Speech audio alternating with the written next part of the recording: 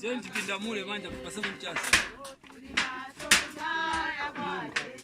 Tena kali kupende ndio ya kibamba kuitaja jirani. Niganganizira maimaria. Niganganizira dora kwaza. Ningaiwale ibaya mwana wangu. Utareke kutitembelea.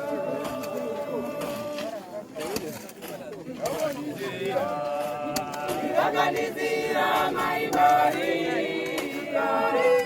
Niganganizira dora kwaza. Yotipa mwambo tu mwingine mnatutipa sisi. Which people what you have remained behind be clear. Leka chili chonse chamene wasiya kumbuyo chinkale chotuba.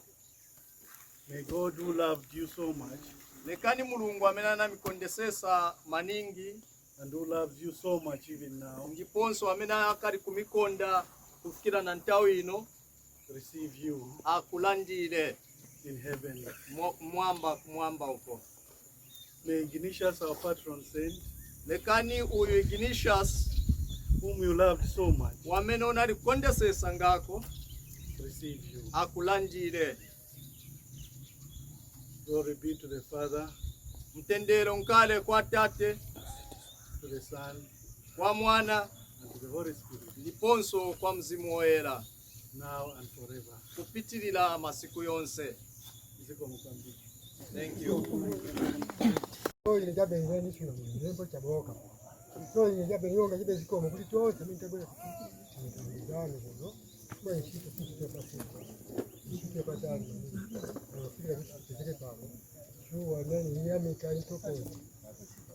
Mungu akudalishe.